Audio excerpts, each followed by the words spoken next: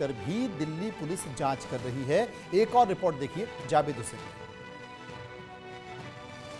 दिल्ली और एनसीआर इलाके में अवैध तरीके से रह रहे बांग्लादेशी और रोहिंग्या को लेकर लगातार दिल्ली पुलिस का ऑपरेशन जो जारी है। पिछले साल 2024 से ही एलजी ने जब दिल्ली पुलिस और एमएचए को एक लेटर लिखा था, उसमें बांग्लादेशी और रोहिंग्या को लेकर उनके कार्रवाई को लेकर कहा गया था। उसके बाद से लगातार दिल्ली पुलिस, हर डिस्ट्रिक्ट की पुलिस की अगर बात करें तो लगातार बांग्लादेशियों के खिलाफ ऑपरेशन जारी। इस वक्त हम साउथ ईस्ट डिस्ट्रिक्ट में हैं और यहाँ पे एंटी नारकोटिक्स स्क्वाड ने कुल 11 जो है बांग्लादेशियों को पकड़ा। फिलहाल यहाँ पर अभी 3 जो बांग्लादेशी हैं गिरफ्तार किया है और बाद में जो एक डॉक्यूमेंटेशन होता है उसके बाद पूरे लीगल प्रोसेस के बाद इनको डिपोर्ट किया जाएगा। ये साउथ ईस्ट डिस्ट्रिक्ट की नारकोटिक स्क्वाड की टीम है जिन्होंने बांग्लादेशियों को पकड़ा है जो यहाँ पर इलीगल तरीके से रह रहे थे।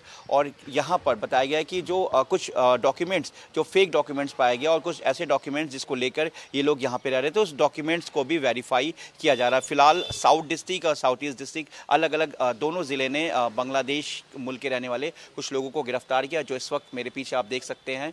हालांकि जानकारी के मुताबिक 11 लोगों को पकड़ा गया, लेकिन फिलहाल अभी जो यहाँ पर जो मौजूद हैं, यहाँ पर 3 बांग्लादेशी मुल्क के जो लोग हैं उनको यहाँ पर रखा गया। उसके बाद से इनके डॉक्यूमेंटेशन को चेक किया जाएगा। उसके बाद फिर जो लीगल प्रोसेस होता है उसके बाद इन्हें बांग्लादेश भेजा जाएगा। अपने सभी कैमरामैन अवधेश चौरसिया के साथ मैं जावेद हुसैन, इंडिया न्यूज़, दिल्ली। दिल्ली और एनसीआर इलाके में अवैध तरीके से रह रहे बांग्लादेशी और रोहिंग्या को लेकर लगातार पूछना चाहता हूं, अभी जिक्र कर रहे थे संदीप देसवाल, उन्होंने जगह भी आइडेंटिफाई की और बताया कि भाई मैं कई बार पुलिस को बोल चुका हूं कि जाके एक बार वहां पर सर्वे कीजिए और पता चल जाएगा कि कितने बांग्लादेशी यहां पर रह रहे हैं। और अभी जावेद हमारी एक रिपोर्ट में बता रहे थे, जावेद इस बात का जिक्र कर रहे थे कि कई ऐसे बांग्लादेशी हैं जो आए और यहां पर भारत की लड़कियों से उनकी शादी हो गई। अब पुलिस ने इनको आइडेंटिफाई कर लिया है, पकड़ लिया है, यह सिद्ध हो चुका है कि ये अवैध बांग्लादेशी हैं। तो अब तो भारत की लड़कियों के साथ भी अन्याय होगा। ये हिंदुस्तान में रहेंगे या वो लड़कियां बांग्लादेश जाएंगी, बड़ा भारी संकट हो गया। मैं आता हूं आशीष जी, एक बार मीणा साहब की प्रतिक्रिया ले लेते हैं। नहीं, ये अगर पुलिस को इन्फॉर्मेशन है कि एक पर्टिकुलर जगह पे और इन्फॉर्मेशन आई है तो पुलिस को एक्शन लेना चाहिए। अगर एक्शन नहीं लिया है तो उन ऑफिसर्स की नालायकी है और गलत बात है, उनको एक्शन लेना चाहिए। इसके अलावा जो आपने बताया लड़कियों से शादी कर रहे हैं, ऐसे इंसिडेंट हो रहे हैं, अब उसमें we have to be very strict. मैं आपको बताना चाहूंगा कि ये सारे के सारे अगर सरकार चाहे और पुलिस चाहे तो कोई भी बांग्लादेशी या नहीं आ सकता। बहुत सीरियसली अगर काम करना चाहे, ठीक है, 1-2 आदमी छिप सकता है, ऐसी बात नहीं है। ज्यादातर जो हमने नोटिस किया है, मैंने भी पुलिस में देखा है, जो अपनी झुग्गियां हैं, जो इलीगल कंस्ट्रक्शन जो हो रखे हैं, जो कॉलोनीज है, इलीगल कॉलोनीज है, यहाँ पर ये लोग ज्यादा जाके छिपते हैं क्योंकि रेगुलराइज्ड है या विलेज है, वहां तो आइडेंटिफाई हो जाते हैं। ये लोग जाके वहीं छिपते हैं। तो जितनी भी झुग्गियां हैं, एक स्पेशल ड्राइव चलाना चाहिए, आइडेंटिफाई करना चाहिए यहाँ रह कौन रहा है। क्योंकि अगर किसी भी झुग्गी में आप चले जाइए, कहीं पे भी चली जाइए, और झुग्गी का कंस्ट्रक्शन हम भी देखते रहते हैं, झुग्गी का कंस्ट्रक्शन हमेशा चलता रहता है, कुछ ना कुछ कंस्ट्रक्शन चलता रहता है। इसलिए पुलिस को और कंसर्न सिविक अथॉरिटीज को पूरा ध्यान देना चाहिए कि यहाँ पर इलीगल कंस्ट्रक्शन और नहीं हो, जो हो गया ठीक है, और उसके अलावा वहां पर जो भी आदमी आ रहा है उसको आइडेंटिफाई करें। क्योंकि जो रेगुलर है, जिनका अच्छा रेगुलाइज्ड मकान है या वो है, उनको तो पूरी की पूरी दे आर वेरी केयरफुल। लेकिन ये लोग, और जैसे इन्होंने बताया कि वहां पर जैसे बायोडाइवर्सिटी के पास रहते हैं, वहां रहते हैं, ऐसे झुग्गी लेते, पुलिस को और सिविक एजेंसीज को बहुत ही सीरियस है। मैं देख रहा हूं कि कई जगह पार्क में कहीं पे भी कोई कब्जा कर रहा है और उस पर एक्शन नहीं होता है। आपको एक्शन लेना चाहिए। इसके अलावा सरकार को भी चाहिए कि बिजली, पानी और भी जो सिविक अथॉरिटीज के कनेक्शंस हैं उस पर स्पेशली ध्यान देना चाहिए। इस तरह इन लोगों को इमीडिएटली बिजली और पानी का कनेक्शन नहीं मिलना चाहिए, पूरा वेरीफाई करने का चाहिए। क्योंकि हमने देखा है, हम भी जब कहीं शिफ्ट करते हैं, किसी मकान के डीडीए का फ्लैट हो या कहीं हो, बहुत टाइम लगता है। आपको बिजली कनेक्शन लेने में 1000 तरह के डॉक्यूमेंट है। पर यह अचंभे की बात है कि इन लोगों को इमीडिएटली कैसे मिल जाता है, ये भी एक देखने वाली बात है। क्योंकि इसमें उस तरह के कुछ मिडलमैन होते हैं, उनको भी आइडेंटिफाई करना है और हमको बहुत सीरियसली करना है इसको। अगर अभी सरकार सीरियस है, दिल्ली सरकार सीरियस है और झुग्गी पे, इलीगल कंस्ट्रक्शन पे, जहां पार्क पे जहां इलीगल कब्जा कर रखा है, वहां पे इमीडिएटली एक्शन लेना चाहिए और इन लोगों को निकालना चाहिए।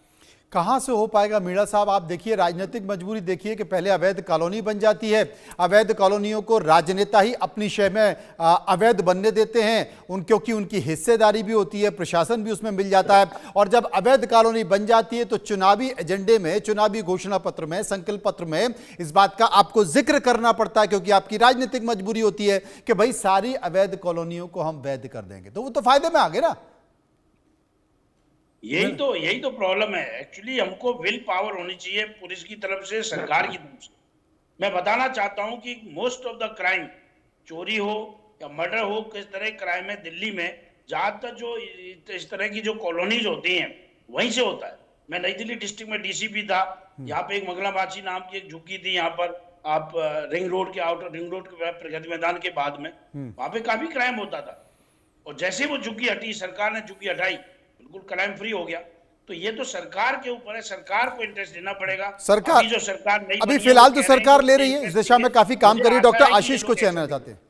डॉक्टर जी, आशीष, मैं आपको ये बताने लगा था कि जो हमारे पैनलिस्ट यहाँ पे बता रहे हैं, मैं सबकी बात से इत्तेफाक रखता हूं, लेकिन मैं कहूंगा ये प्रॉब्लम सिर्फ दिल्ली की नहीं है, ये प्रॉब्लम सिर्फ इंडिया की नहीं है। इसके अंदर इंटरनेशनल प्लेयर्स भी किस तरह से इन्वॉल्व हैं। आपने कई रिपोर्ट्स देखी होंगी, चाहे वो सीए इंप्लीमेंटेशन को लेके हो, चाहे वो फार्मर प्रोटेस्ट को लेके हो, या लोकसभा 2024 के इलेक्शन को लेके हो, जहां ये बातें प्रूव हुई हैं कि इंडियन पॉलिटिक्स के अंदर जिस तरीके से इंटरनेशनल ताकतों का इंटरफियरेंस पकड़ में आया है, ये बड़ी चिंता का विषय है। मैं उसी के ऊपर कहूंगा, एक प्रसिद्ध अखबार है अल जजीरा, मैं उसकी एक कोट आपको बताऊंगा। ये सब जानते हैं अल जजीरा के बारे में। अल जजीरा क्या लिखता है?